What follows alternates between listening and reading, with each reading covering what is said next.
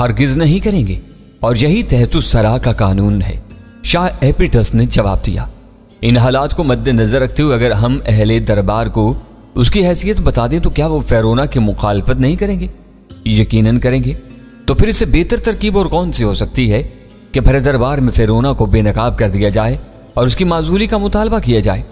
शाह एपिटस, तुम अपनी हैसियत में फौरी तौर पर हुकूमत संभाल सकते हो और यह ऐलान कर सकते हो कि जब तक किसी बेहतर हुक्मरान का इंतखाब न हो जाए तुम इस हुकूमत के निगरान हो और अपनी इस निगरानी में नए हुक्मरान का इंतखाब कराओगे।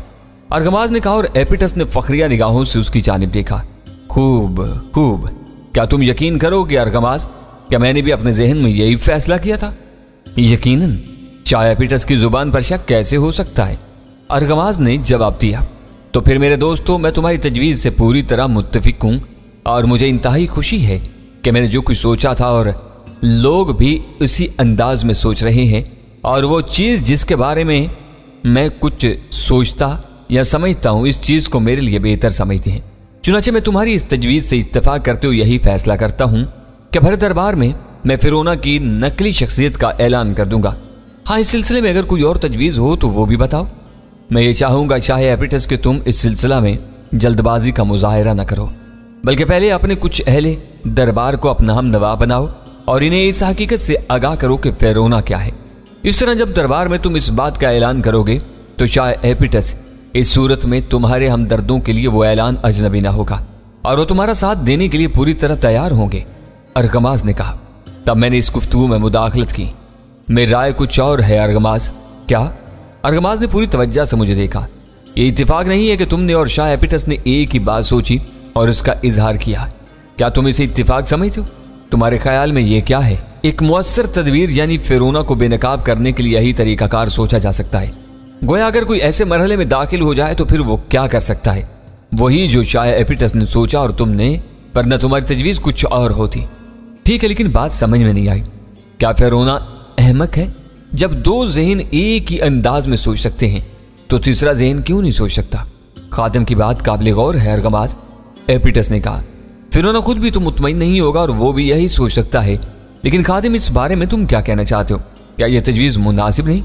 यह बात नहीं है, इससे उम्दा और कोई तरकीब नहीं हो सकती। फिर तुम कहना क्या चाहते हो? यही कि अहले दरबार से पहले से कुछ लोगों को इस बारे में बताना मुनासिब नहीं है, बल्कि यह इंकिशाफ अचानक किया जाए। हाँ, गौर किया जा सकता है। शाह एपिटस, क्या अहले दरबार सिर्फ उसके हम नवा होंगे, जबकि मेरे ख्याल में वहां तुम्हारे बारे में जानने वालों की तादाद ज्यादा है? हाँ, ये दुरुस्त है। फिर तुम्हें इसकी क्या जरूरत है? तुम जब भी और जो भी कदम उठाओ इसमें ज्यादा लोगों को शामिल न करो और जिस वक्त चाहो कदम उठा लो। तो फिर दूसरे दरबार में यह काम कर लिया जाए। वैसे खादिम की बात मेरे ज़हन को लगती है और मैं इसे इत्तिफाक करता हूँ। मुनासिब, अरगमास ने कहा। दूसरे दरबार में तुम मौजूद होगे, इसके अलावा मुझे कुछ और लोगों की भी जरूरत रहे जो मेरे लिए जंग करें। बेहतर, इनका बंदोबस्त मैं कर लूंगा, अरगमास ने कहा। तो फिर मैं इस बारे में ज्यादा गुफ्तगू नहीं करूंगा। बस इस मामले को तय समझो और खुद को इसके लिए तैयार करो दूसरे दरबार में शिरकत के लिए। जो हुक्म, अरगमास ने कहा और हम वहां से वापस चल पड़े। अरगमास के होंठों पर मुस्कुराहट खेल रही थी। उसने दिलचस्प निगाहों से मेरी तरफ देखा और हंसने लगा। क्यों अरगमास, हंसी क्यों आ रही है? तुम्हारे बारे में सोचकर। खैरियत? एपिटस तुम्हें खादिम कहकर पुकारता है और उसे इस बात पर हैरत है कि उसके यहाँ मामूली से लोग उसकी जहानत को छूते हैं। अभी तो वो सिर्फ फेरोना या एबनूस की तरफ मुतवज्जा है, लेकिन उसे दूसरी शख्सियत का इल्म होगा, वो कितनी हैरत करेगा। उसने भी लोगों को धोखा दिया है, उसे इस धोखे की सजा मिलना जरूरी है। ठीक है, बिल्कुल ठीक। बहरहाल दूसरे दरबार के बारे में क्या ख्याल है? सब ठीक है, काम हमारी मर्जी के मुताबिक हो रहे हैं। हमारा अपना किरदार वहां क्या होगा? एक तमाशाई का, मैंने जवाब दिया और अरगमास चौंक कर मुझे देखने लगा। क्या मतलब? वो आहिस्ता से बोला। हम हालात के तमाशाई हैं अरगमास। जिन लोगों को तुम एपिटस की तरफदारी के लिए जाओगे वो तुम्हारे अपने आदमी होने चाहिए। जाहिर है वो ही होंगे, लेकिन तुम इन्हें जो हदायत दोगे वो यूं होंगी कि अगर दरबार में कोई गड़बड़ हो तो हालात का जायजा लें। अगर एपिटस का पल्ला भारी रहे तो एपिटस के लिए जंग करने वालों में शामिल हो जाएं, और अगर देखें कि अब नूस भारी पड़ रहा है तो खामोशी इख्तियार कर लें और हालात का जायजा लें। ओह, अरगमास ने पुरख्याल अंदाज में कहा। यही बेहतर भी है अरगमास। हाँ, मैं समझता हूँ, अरगमास ने कहा और फिर गर्दन हिला कर बोला। ठीक है रायन, मैं तुम्हारी हदायत पर अमल करूंगा। और प्रोफेसर, इस सिलसिला में बाद में जो कुछ हुआ इसकी तफसील गैर जरूरी है, हाँ, हम इस वक्त की बात करेंगे जब दरबार आम लगा हुआ था और गुरिल्ला एबनूस तख्त शाही पर फोकस था और उसका मशीर और पेशरू एपिटस उसकी जानिब से मुकदमात की पैरवी कर रहा था और उसके इमा पर फैसले दे रहा था। आखिरी मुकदमा निपटाने के बाद एपिटस ने दरबार पर एक निगाह डाली और फिर खुद भी खड़ा हो गया। अहले दरबार और मुअज़्ज़ज़ लोगों, एक मुकदमा मैं खुद भी पेश करना चाहता हूँ और अपनी जगह में अपने बुजुर्ग अशमाना को मुकर्रर करता हूँ ताकि वो मेरे इस मुकदमे की पैरवी करे। मेरी निगाहें एबनूस पर जमी हुई थी, जिसने चौंक कर एपिटस की जानिब देखा था। अशमाना खड़ा हो गया। तेरा मुकदमा किसके खिलाफ है एपिटस? उसने पूछा। एबनूस के खिलाफ, एपिटस ने कहा और दरबार में भनभनाहट गूंज उठी। एबनूस गर्दन हिलाने लगा था। क्या कहना चाहता है तू एबनूस के खिलाफ? अशमाना ने पूछा। यही को एबनूस नहीं बल्कि फेरोना है, एक कदीम जादूगर जिसने अपने इल्म के सहारे यह अंदाज इख्तियार किया और हुकूमत के असल हकदार को अगवा करके उसकी जगह पर काबिज हो गया। इस खाल के नीचे फेरोना पोशीदा है और अशमाना फेरोना को भूला ना होगा। एबनूस उठ खड़ा हुआ था और दरबार में एक हंगामा बर्पा हो गया था। क्या यह हकीकत है? क्या एपिटस सच कह रहा है? जवाब दिया जाए। एबनूस क्या कहता है? तब एबनूस ने गुस्सीले अंदाज में गर्दन हिलाई और फिजा में हाथ हिलाने लगा, गोया वह अपने गुस्से का इजहार कर रहा हो। और फिर उसने एक तरफ इशारा किया और एक कवि हैकल आदमी तख्त के पास पहुंच गया। मेरा नाम अफरान है और मैं एबनूस का नुमाइंदा हूं। चूंकि एबनूस के पास कुव्वत गोयाई नहीं है और इसका तर्जुमान सिर्फ एपिटस है, लेकिन यह एपिटस की भूल है। एबनूस सिर्फ कुव्वत गोयाई और इंसानी जिस्म से महरूम है, इसके पास अक्ल दानिश की कमी नहीं है, इसलिए इसने मुझे अपनी इशारती जुबान से आगाह किया था। अब मैं इसका हम जुबान हूं।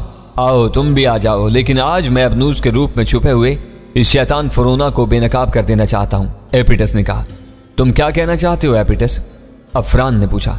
यही कि जानवर की इस खाल के नीचे जो फेरोना पोशीदा है, उसने परसिफून के बेटे जिसे वो अब एबलास कहता है को इस वक्त अगवा किया जब वो पैदा हुआ था और खुद एक अनोखी साजिश के तहत इस बच्चा की शक्ल इख्तियार कर ली और उसके बाद वो खुद परसिफून के लिए भी एक अजाब बना हुआ है और तहतुसरा के लोगों के लिए भी। मैं सिर्फ इसलिए इसका मशीर कार बना रहा कि वह कुव्वत गोयाई से महरूम है और मैं तहतुसरा का मुहाफिज। मेरे इल्म में भी ये बात नहीं थी कि वो दरअसल फेरोना है, और जब मुझे मालूम हो गया तो फिर मैं भला कि अपने फ़राइज़ की अंजामदही से गाफिल क्यों रहता। चुनाचे आज मैं अहले दरबार के सामने ऐलान करता हूँ कि एबनूस फेरोना का दूसरा रूप है और वह किसी भी तौर हुकूमत के काबिल नहीं है। और सारे दरबारी चौंक पड़े। लेकिन एपिटस, तुम्हें इस बात का सबूत भी तो पेश करना होगा को एबनूस नहीं फेरोना है। हाँ, इसकी खाल के नीचे फेरोना पोशीदा है, इसके बदन से खाल को उतार दिया जाए, एपिटस ने कहा और दरबार में चहमगोइयां होने लगी। तब अफरान उठा। अफरान एबनूस के पास जाकर रुक गया और एबनूस से कुछ सवालात करने लगा। तब अफरान ने एपिटस की जानिब देखा और अजीब से अंदाज में कहा, एपिटस, एबनूस कहता है कि वो तहतुसरा का हुक्मरान है। जो कुछ भी है वो तहतुसरा के कवानीन के तहत इस सरजमीन का हुक्मरान बना है। उसे यह हुकूमत है कि कोई शिकस्त देकर हासिल की है और एपिटस चूंकि एक माजूल शुदा हुक्मरान है इसलिए वो मशीर तो हो सकता है, कादरो हाकिम नहीं। फिर वो किस हैसियत से ये मुकदमे तय करते हुए अपने इस एतराज़ को मंजरेआम पर लाया है? अफरान ने एबनूस के तर्जुमान की हैसियत से कहा, साबिक हुक्मरान होने की हैसियत से। और चूंकि इस वक्त इस हुकूमत का हुक्मरान कोई नहीं है इसलिए साबिक हुक्मरान होने की हैसियत से मुझे यक पहुंचता है कि मैं इस हुकूमत का निगरान बन जाऊं और हुकूमत किसी ऐसे शख्स के सपुर्द कर दूं जो इसका अहल हो और गद्दार न हो। एपिटस ने जवाब दिया। लोगों, तुम्हारा क्या ख्याल है? अशमाना ने एपिटस के तर्जमान की हैसियत से अहले दरबार से पूछा। एपिटस को सबसे पहले यह बात साबित करना होगी कि एबनूस के रूप में फेरोना है। बहुत सी आवाजें उभरी और इसके बाद अगर यह बात सच साबित होगी तब फिर क्या होगा? अशमाना ने सवाल किया। तब फेरोना को इसी वक्त गिरफ्तार किया जाएगा और हुकूमत तहतुसरा के साबिक हुक्मरान एपिटस के हवाले कर दी जाएगी, लेकिन सिर्फ एक निगरान हुकूमत, और फिर एपिटस नए हुक्मरान के इंतखाब कराएगा। क्या एबनूस को इस पर एतराज़ है? अशमाना ने एबनूस से सवाल किया और एबनूस का तर्जमान आगे बढ़ाया। नहीं, एबनूस इस बात को तस्लीम करता है, लेकिन इसके साथ साथ इसकी एक और शर्त भी है। वो क्या? एपिटस ने पूछा। अगर एपिटस ये बात साबित न कर सका तो फिर इसे मुदाखलत बेजा के जुर्म में गिरफ्तार किया जाएगा, या फिर इसे यह मोहलत दी जाएगी कि चूंकि वो अचानक ही हुकूमत का दावेदार बनकर जाहिर हुआ है इसलिए इसे कानून के मुताबिक एबनूस के सामने आना पड़ेगा और उसका फैसला करना एबनूस का काम होगा कि इसे जिंदगी दे या मौत। मैं ये बात नहीं मानता क्योंकि एबनूस सिरे से हुकूमत का हकदार ही नहीं है। ठीक है, अफराइन ने कहा, लेकिन इसका फैसला तो चंद साथ के बाद हो जाएगा। अगर एबनूस साबित नहीं होता तो फिर एपिटस को यह हक हासिल है, वरना दूसरी शक्ल में यह भी बिल्कुल मुनासिब है कि एबनूस इस शख्स को अपनी मर्जी के मुताबिक सजा दे जिसने इस पर शक किया और अपनी आवाज शहनशाह के सामने इससे बुलंद और बरतर करने की कोशिश की, अफरान ने कहा। और प्रोफेसर, इस बात पर सब ने ही इत्तेफाक किया। मैंने खौफजदा अंदाज में अरगमास की जानिब देखा और अरगमास ने गर्दन हिला दी। हमने इस सिलसिला में नहीं सोचा तराइन, उसने आहिस्ता से कहा। क्यों? मैंने पूछा। क्या अबनूस या फिरौना अपनी हिकमत अमली या अपने इल्म की कुव्वत से काम लेकर खुद को वही नहीं साबित कर देगा जो आवाम के सामने है? हाँ, मुमकिन है। ऐसी सूरत में जो कुछ होगा उसका अंदाजा तुम कर लो। सब ठीक है अरगमास, क्या मतलब? क्या तुम एपिटस के लिए दिल में हमदर्दी महसूस कर रहे हो? मेरा ख्याल है हम लोग तो सिर्फ तमाशाई हैं। दो पहलवान आमने सामने हैं, कौन भारी पड़ेगा इसका अंदाजा बाद में हो जाएगा। मैंने मुस्कुराते हुए कहा। हाँ, ये भी ठीक है। बाकी रह जाने वाले को तो हम शिकस्त दे देंगे, लेकिन एपिटस के पास एक दाव महफूज है। क्या? इस वक्त वो परसिफोन को पेश करे, वो उसकी मदद कर सकती है। अफसोस, इस बारे में तो हमने सोचा ही नहीं। अफसोस की कोई बात नहीं अरगमास, बस खेल देखते रहो, मैंने जवाब दिया और अरगमास खामोश हो गया। एपिटस काफी पुरजोश था, उसे खुद पर बेहद एतमाद भी था। चुनाचे उसने ऐलान कर दिया कि उस शर्त को तस्लीम करता है और हमने सोच लिया कि एपिटस के ताबूत में आखिरी कील ठोंक दी गई है। एबनूस ने खुद को पेश कर दिया, वो इस इम्तिहान के लिए तैयार था। दरबार में भी मैंने देखा कि एपिटस के हमनवा बहुत कम है। शर्त ऐसी आ पड़ी थी कि उनकी आवाजें भी दब गई थीं और अब सिर्फ इस बात के नतीजे के मुंतजिर थे। चुनाचे अशमाज के तलब करने पर अहले दरबार में से दो अशखास आ गए और फिर उसके इशारे पर एबनूस की खाल उतारने की कोशिश की जाने लगी। एबनूस गुरीलों के से अंदाज में सीना पीट रहा था। वो शदीद गुस्से में नजर आ रहा था, लेकिन उसने तारुज़ नहीं किया और इन लोगों को अपनी सी कोशिश करने दी। वो लोग भी शायद एपिटस के वफादारों में से थे जो एबनूस को उरियां कर देना चाहते थे, लेकिन वो क्या करते? खुद फेरोना की बात है दूसरी थी, लेकिन दूसरे इस कोशिश में कामयाब ना हो सके और बिलाकर लोगों ने एतराज किया कि एबनूस एक गुरीले के सिवा कुछ नहीं है। एपिटस के चेहरे पर बुखलाहट के आसार साफ नजर आ रहे थे। मैंने खुद देखा है कि इसने अपनी खाल उतार दी थी और खुद को फेरोना कहा था, बल्कि मेरे दो गवाह भी थे। मेरी बेटी परसिफोन को बुलाओ, वो इस बात की गवाही देगी, आखिर इसकी माँ है। तुम्हारे गवाह कौन है एपिटस? अफरान ने पूछा और एपिटस ने हम दोनों की तरफ इशारा कर दिया। तुम लोग आ गया हो, अफरान ने कहा और हम दोनों आगे बढ़ाए। अब क्या करें? अरगमास ने आगे बढ़ते हुए मुस्तरिबाना अंदाज में कहा। इनकार कर देना, हमने कुछ नहीं देखा, मैंने जवाब दिया और अरगमास के अंदाज में तशन्नुज पैदा हो गया। क्या एपिटस दुरुस्त कहता है तुम दोनों इसके गवाह हो? अफरान ने पूछा। किस बात के? मैंने ताज्जुब से पूछा। क्या तुम्हारे सामने एबनूस फेरोना की शक्ल में नजर आया था? हरगिज़ नहीं, मैंने सुकून से जवाब दिया। क्या कह रहे हो खादिम? एपिटस पागलों के से अंदाज में बोला और फिर उसने अरगमास की तरफ देखा। अरगमास, तुम भी? शहंशाह एबनूस के खिलाफ किसी साजिश में हम हिस्सा नहीं ले सकते एपिटस, अरगमास ने जवाब दिया और एपिटस के जिस्म में लर्जिश नुमाया होगी। तुम गवाही नहीं दोगे कि एबनूस परसिफोन को अपनी मां नहीं समझता? ओह, तुम सब बदल गए। तब एबनूस के खादिम ने कहा, एपिटस, तुम शहंशाह एबनूस के खिलाफ साजिश करने में नाकाम रहे, इसका मुजाहिरा पूरे दरबार में हो चुका है, चुनाचे अब तुम्हारे बारे में फैसला करना जरूरी है। गुरीला खड़ा हो गया। तब एपिटस सख्त वहशत के आलम में चीखा, मेरे वफादारों, मेरे साथियों, एबनूस को कत्ल कर दो, इन तमाम लोगों को फना कर दो जो गद्दार हैं। खान शहंशाह मैं हूं, सारे अहकामात मेरे होते हैं। लेकिन दरबार पर सकूत हो गया। एपिटस के हमदर्द भी समझ गए कि एपिटस की अब कोई हैसियत नहीं है, वो कोई ठोस बात कहने में नाकाम रहा है और इस वक्त उसका साथ देना मौत का मुतरादिफ है। चुनाचे सब खामोश रहे। एपिटस दीवानों की मानिंद घूम घूम कर सबको देख रहा था। कोई नहीं बोलेगा, तुम में से कोई मेरा साथी नहीं है, वो चीख कर बोला। अब गुरीला आहिस्ता आहिस्ता उसकी तरफ बढ़ रहा था। पूरे दरबार में पुरस्कार खामोशी छाई हुई थी।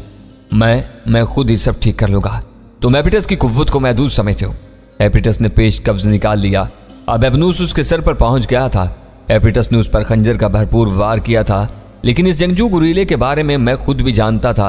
उसने अपना हाथ बढ़ाया और एपिटस की कलाई पकड़ ली। फिर उसने एपिटस की कलाई को झटका दिया और एपिटस की दहाड़ गूंज उठी। इसका पूरा बाजू लटक गया था।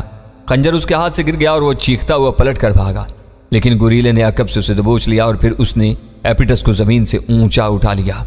देखने वाले साकत और जामद खड़े देख रहे थे। इनकी जुर्रत न थी कि वो इस मसला में कुछ बोल सकें। खुद एपिटस के हमनवा भी खामोशी से ये मंजर देख रहे थे और इन्हें सांप सूंघ गया। किसी की जुर्रत नहीं थी कि वो गुरीले को रोकने की कोशिश करें। वो लोग जो शायद एपिटस के लिए जान देने का अहद करके आए होंगे, इस वक्त अपनी जान बचाने की फिक्र में कोशा थे। तब एक बार गुरीले ने एपिटस की दोनों टांगें पकड़कर उसे उल्टा लटका लिया और अपने दोनों बाजू मुखालिफ समत में मोड़ने लगा। बिलाशुबा वो इतना कवि हैकल और देव कामत था कि एपिटस उसके हाथों की गिरफ्त में उल्टा लटका हुआ था। फिर उसके हल्क से दहाड़ें निकलने लगी। ऐसी खौफनाक चीखें जो दिल दहला देने वाली थीं। अहले दरबार पर सख्ता तारी था। इनके बदन आहिस्ता आहिस्ता लरज रहे थे और एपिटस का बदन 2 हिस्सों में मुनकसिम होता जा रहा था। तब गुरीले ने उसे जमीन पर फेंक दिया। सारी जमीन एपिटस के खून से रंगीन हो रही थी। मैं और अरकमाज साकत और जामन निगाहों से गुरीले की इस हरकत को देख रहे थे।